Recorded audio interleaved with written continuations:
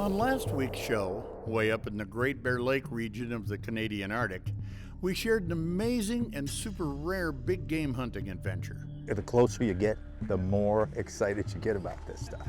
Oh.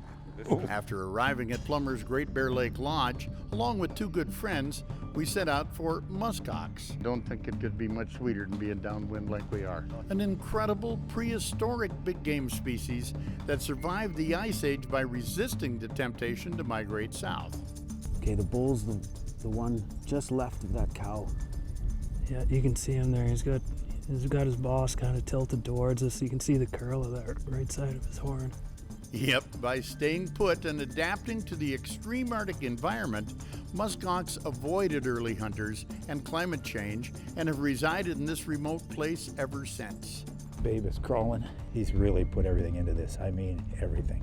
Their population has been increasing, and as a result, within the 175-mile area surrounding Great Bear Lake, only 4 to 6 Musk Ox bulls are harvested each year.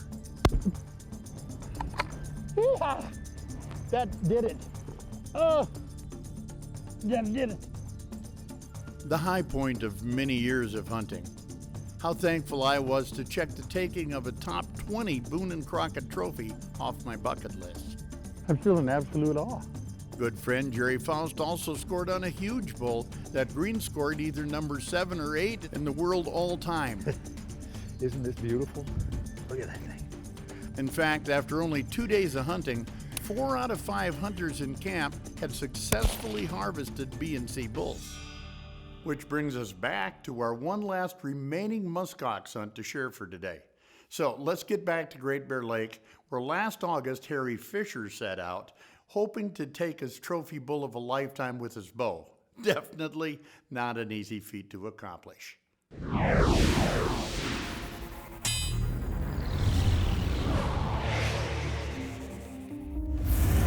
So there's about 24 musk ox, about 600-700 yards from here. We're going to put a sneak on them. We need them within 40 yards. We'll see what happens. I thought that the ultimate hunt would be bow hunting musk ox. And I told Babe the very first day he asked me, I said, I'm bow hunting. I will bring a rifle. And that's for backup purposes. You know, if I see a very nice animal at an extended range that I'm not comfortable with my bow, I'm willing to take with a rifle. They go into that swamp. We've got no cover and we've got hard walking. I learned the very first day that it could be very tough with a bow, but I was still up for the challenge. Let's go straight across here and Just watch what they do. hopefully they turn into us. Okay. I learned a lot. I learned about positioning. I was trying to put myself in the position of how I would do it with the bow and how I might put the sneak up on them. So it was tremendous to actually go by my choice last so that I could focus on just a spot and stalk with the ultimate big game animal in North America, which to me is the musk ox. I think they had a little fear in them, and they said, we're out of here. So for my particular hunt, we again were cruising a shoreline looking for the animals, and off in a distance we could see it's a pretty good sized herd, and we spotted 4 bulls in the herd. 2 were really nice and 2 were pretty good. Well, this is going to be a pack out, that's for sure. So we decided to take off and walk through the tundra to try to find these animals. We had a pretty good location on them. So I asked the guide, like I normally do, you know, roughly how far is the herd? And the answer that I got was they're about a half mile. About a half a mile. And we walked quite a ways, about maybe 20 minutes or so. I asked the guide, well, how much further are the animals? And the guide's response was, it's about a half mile. And I'm thinking, well, he just told me this 20 minutes ago, so we must be getting close. About a half a mile. So we continued through the tundra and we went through a creek bed. And Well, we've reached the creek bed, which is about half a mile. up a few hills. It's about a half a mile. We're at like 2 miles at this point. And we were trying to position ourselves downwind from the animals. Okay, we are getting fairly close, so we'll just keep her down to it. And we stopped again probably 30 minutes later, and I asked the guide, well, how far are we from the animals now? He said, oh, about a half a mile. My Polaris had him sweating from the half-mile walk. That was 3 miles ago. I decided that the Canadian conversion rate is about 3 to 1. So if it's a half mile stated to you, it's about a mile and a half, and that's about where we were. Okay, we just spotted a hopefully what's the lead cow or lead animal in this herd. So the first animal that we spotted in the herd for my hunt was like, wow, this is going to happen. You know, they're still there. Let's go. Let's go. Okay. And it's like, wow, this is pretty cool, because this was my hunt. I saw 3 other animals harvested. I have a bow with me, I have a rifle with me, and it was my turn. Okay, continuing now up in the Canadian Arctic at Great Bear Lake. After maneuvering into position on a herd of musk ox, it's go time for Mr. Harry Fisher. But first comes the task of trying to pick out the bull he wants. There's one right here. There's one right here. We saw animal after animal in this herd, and we were spotting bulls and various bulls. We were trying to grade the bulls, and we graded one as this is the one we wanted. That's him right there. Unfortunately, the one that we wanted was not within bow range. We had other bulls around that I could have shot with the bow, and I chose not to. As much as I wanted to take a musk ox with my bow, I chose a very, very good animal, a trophy animal. See him? Yeah, I got him. Right there. He's just past the trees. Let's wait on the shot. I went on the shooting sticks with my rifle. Oh, he's a nice one. Yeah, just take your time. It was about 200 yards roughly for the first opportunity we passed, because cows were merging behind the bull. There's one behind him. And then he was behind a tree. Oh, I got that pine in my way right now. Calves were in front. Cow coming in front. Other bulls, he literally was chasing other bulls out of the way. I got pines in my way though. We got to reset up on the right. If I had to guess, we probably watched this particular bull for at least an hour, at least, before we could get an accurate shot opportunity. There's one behind it, I can't take him. And you know, it's not about harvesting an animal, it's about the experience, and in this case, the tundra, and watching these wild animals. They're just very special. Let's head to the left of this tree. This one particular bull, he was just trophy. It was screaming trophy to me as a hunter. So we focused on this one animal, and of course, when you're in a herd, we were literally surrounded on 3 sides by animals, some of which were nice bulls, very nice bulls. But one we were focusing on, we really wanted to be patient on. So given that, and how he was basically eating and merging with the rest of the animals. All right, he just chased them off. And frankly, chasing out the other bulls, because this is his kingdom. He was the kingpin, so to speak. We waited a long time, and that's hard as a hunter to wait, because you do want to, you know, set your sights and harvest the animal that you want. Gotta get past the tree. There's one in front. We're not about, you know, making an inaccurate shot, or about taking a second animal because we didn't take the time to look behind the animal on the target, etc.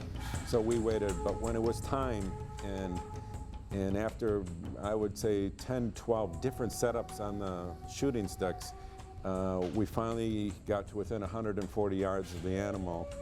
And after waiting and waiting and waiting for him to come from a head-on shot to a quartering shot, He cleared that one. to a full broadside shot, Gotta go broadside. it was time.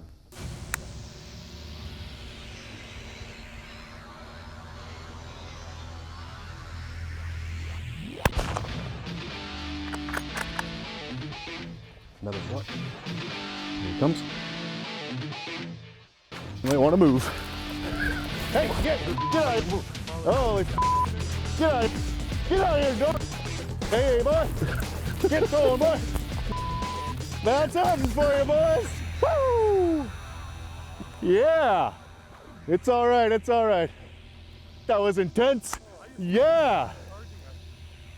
When I shot with the rifle, we had a very unique situation in that I shot, and what happened next was the entire herd rose and literally charged towards us. It was incredible. The herd is literally coming at myself, the 2 guides, cameraman, etc. It was very intense. The first words from my guide, Rook, were, "This is where we run." You might want to move. I took 2 steps backwards, and everyone is running, And I stood there and thought, I've got a gun. So literally this herd is running past all 4 of us in the field. I'm not talking a single animal. I'm talking 30 animals coming within probably 50-yard span of where I'm standing. That was exciting and intense, obviously, and so special. Oh, congratulations, man. That was a great hunt. Thank you. Quite frankly, we probably could have turned out under worse conditions, but we all survived. It was great. That was the best hunt out of all 5 hunts by far. By far. That was intense. Well, let's go take a look at this guy. Your hunt's okay? Oh, yeah, no, fine. It was just tremendous hunt.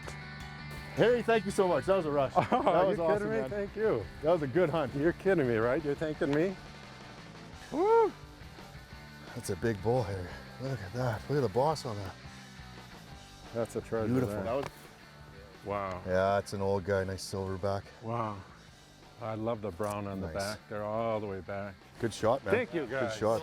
Well done. That was Yeah, awesome. that's Thank good. you so much. Shooting under pressure. Had the herd Excellent. running at us. That was Oh, great. man. That was a rush. Best hunt I ever had. Yeah. Thank you so much. Good man. shooting. Good Excellent. shooting, man. That was great. Great day. After everyone in our group had successfully taken Musk Ox, with an extra day to kill before it was time to leave Great Bear Lake Lodge, a fly-out fishing adventure at a scenic Arctic river became the name of the game. I'm ready. Ready to catch some sheefish, Harry? Let's get them. Just getting there was well worth the price of admittance.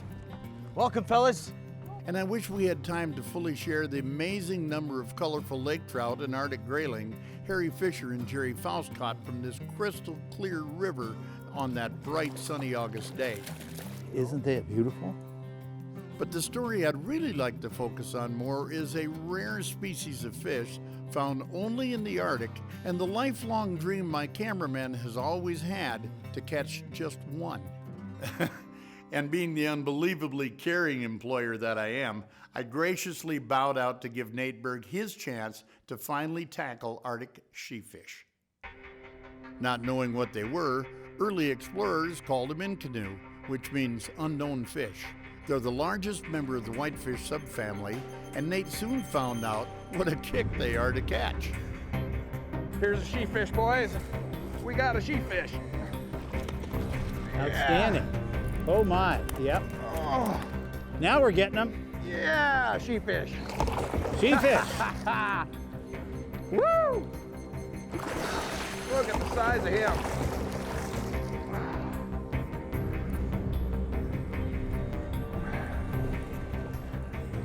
What a unique, pretty fish. Looks a lot like a whitefish with the body. The mouth looks like a tarpon, and he fights very, very hard. What a beautiful fish. Let's get him back. Hey, buddy. Hi, buddy. Beautiful. Oh, yeah, there he goes. See you later. One grayling. Awesome. I'm coming, Doc. That's okay, I'll get him. You got her? Not such a little grayling, Doc. No, that's a nice grayling. What a beautiful fish. Those are so gorgeous. Woo! I think we better get another one. There you go, Harry. What do you got? Nice trout. Aren't those things beautiful? I don't know how many Lakers we caught here today, but boy, they're sure loaded in here. And the sheefish, may you catch one coming up here. They are very powerful. Oh, yeah. Big sheefish. Woo!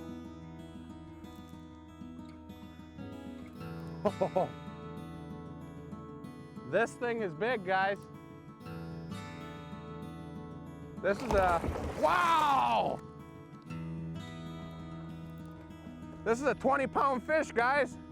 Hold on, buddy. Hold on. Look at that. I have dreamt of this moment since I was a kid, and it's gonna come to reality here in just a second. This is an amazing fish. Wow. Largest member of the whitefish subspecies, the in-canoe, the Connie, the big old boy. Ow! It happened, Harry! Oh man, I seen his mouth come up and just, "Wah!" Look at that. That, my friends, he's a monster. Yes, Harry. Babe Winkelman, this one's for you, my friend. You made another one of my dreams come true. The Great Taste from Chris's Kitchen, brought to you by the Great Taste of Johnsonville Sausage. Welcome to my kitchen, where on the menu today is hearty and spicy venison taco soup. You know, from north to south and east to west, because so many of us hunt deer, venison is the most common type of wild game we have available to work with. We Winkelmans consider ourselves very fortunate to harvest a number of different kinds of deer each year. So I'd love to keep trying new, unique, and simple recipes to change things up. And today's venison taco soup is one of the best. Okay, now to start this recipe, I'd like to just brown the ground venison, and I'd like to add my onions at this point in time. And in this recipe, I'm gonna use my Season to Go portable seasoning kit. This kit is so nice to have. You can take it anywhere with you, and you've got all the seasonings you could possibly ever need, which is very, very nice. I'm gonna add some salt, some kosher salt, a little bit of ground pepper, and yeah, some garlic salt we'll throw in there as well. But this is nice. This is very, very nice to have around. And we're just gonna fry this up till it's brown, and then we're gonna add all the rest of the wonderful ingredients, which is tomato sauce, kidney beans, corn, and whole tomatoes. And you can use different kind of tomatoes. If you want to buy the petite cut up ones, that's fine. Whatever you want to do is fine. Okay, adding water to it. Taco seasoning. And of course, we're going to top this wonderful taco soup off with a little bit of cheese. You have to have that. Venison taco soup, my friends, it just doesn't get any faster, easier, and better tasting than that. Trust me when I say the first time you serve it, it isn't going to be your last. You know, as a sportsman, Plummer's Great Bear Lake Lodge has accounted for so many amazing personal memories. There was the largest trophy lake trout I ever caught in my life, a number of fly-in trips to the Tree River for unbelievably colorful Arctic char, Arctic grayling, and monster pike. Also in the course of our Musk Ox trip, Jerry and I had the rare experience of catching butterfly trout, a rare trout morph found only in Great Bear Lake. Benthic feeders occupying a shallow water niche, they've developed large fins, a deep body, and a small rounded subterminal mouth, which makes them built for rooting, hovering, and inhaling shallow water foods.